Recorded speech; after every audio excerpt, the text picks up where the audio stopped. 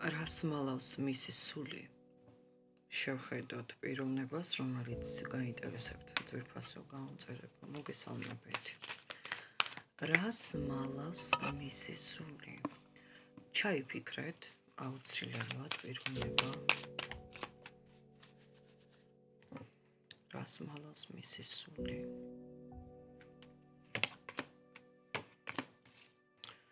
ვირაძლიერეთ ვერ დაბნეული ადამიანი.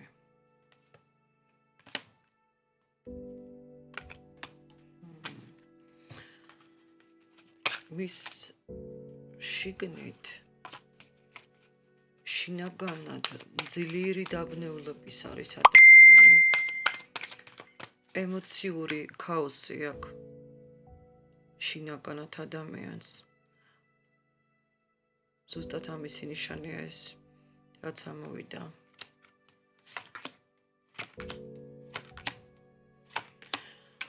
ბოლომდე ვერ ხსნის იცით, რაც ჭირს. შეიძლება კონდეს პიროვნებას რაღაცა ძველი წყენა, ან შინაგანი შიშიც, რომელიც არ აძლევს სრულიად რომ გაიხსნას თქვენთან, ან სხვასთან, ან შეიძლება თუნდაც თქვენი ყოფილი იყოს ვინმე, ან თქვენი მეგობარი, ან თქვენი ახლობელი. მისი სული მალავს ფიქრებს წარსულზე.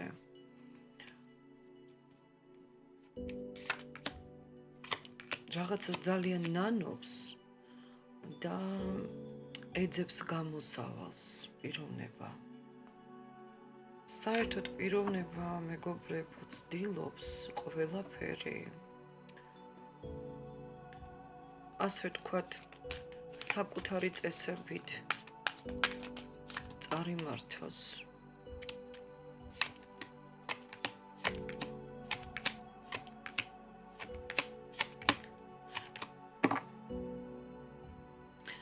რაღაცა ახალი საქმე აქვს, ან ურთიერთობა, ან დასაწყისი ამ ყველაფრის, სადაც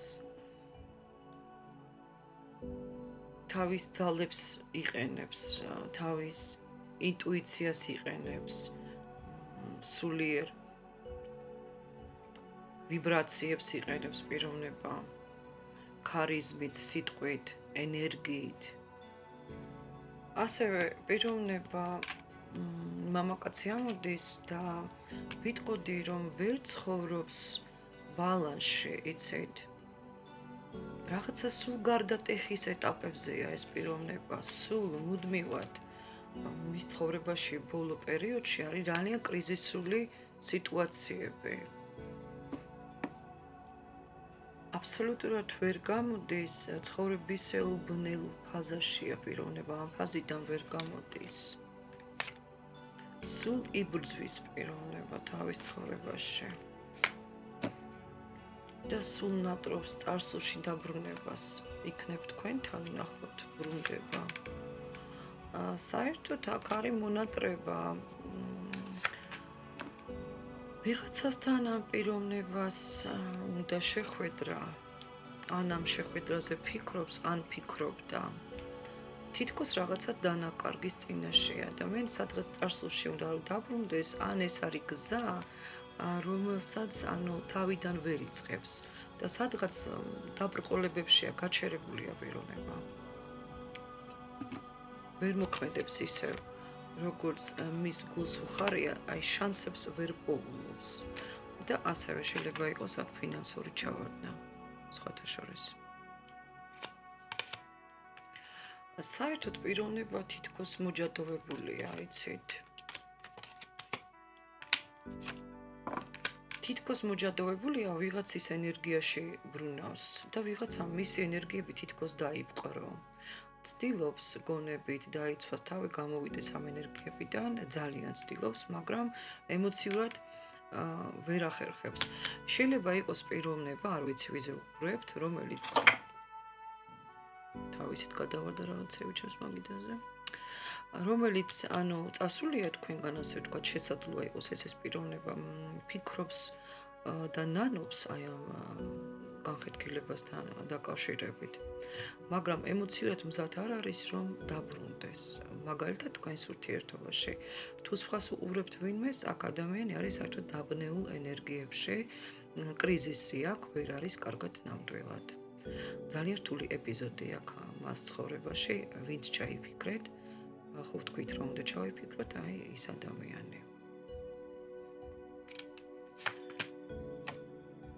საერთოდ იცით, ამ პიროვნებას ენერგოგაცვლის ეშინია თავისი ბედისაც ვიტყოდი.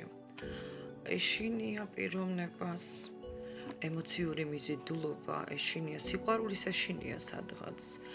დამოუკიდებლობა მას უფრო ურჩევნია და ძალიან ეჭვიანია ეს ადამიანი. და კიდევ მეორე ვარიანტია ძვირფასებო. ამ პიროვნებასთან ვიღაცა არის ისეთი, თითქოს მოჯადოებულია, ხო?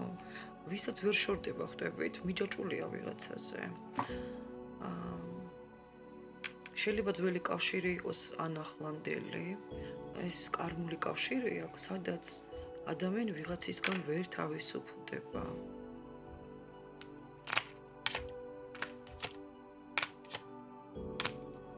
ხო, აი ხო ვამბობ, ძალიან ვერ არის კარგად. თითქოს ვერ ბრუნდება იქ, სადაც ძალიან სურს რომ დაბრუნდეს. ეს უფრო წარსულია მისი.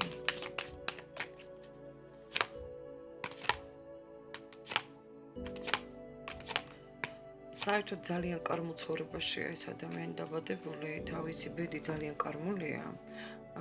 დაუმთავრებელი საქმე აქვს უამრავი პიროვნებას ცხოვრებაში, რომელსაც აი აბსოლუტურად ვერ ახერხებს რომ მოაგვაროს ეს საკითხები, საქმეები და დაუმთავრებელი ურთიერთობები აქვს, ხვდებით? მასზე ვიღაცა ძალიან გაბრაზებულია, შეიძლება თქვენც იყოთ სხვათა შორის. და კიდევ მეგობრებო, თუ გონიათ თქვენ რომ მას იავარდით აქვს მოფენილი თავისი გზა და ცხოვრება, ხო? არ იფიქროთ.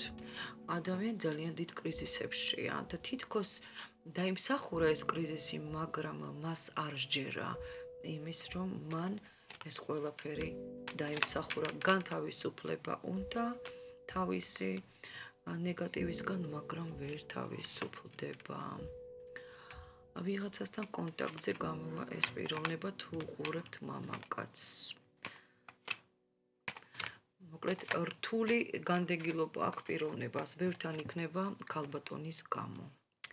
წარმატებები ძვირფასებო დროებით.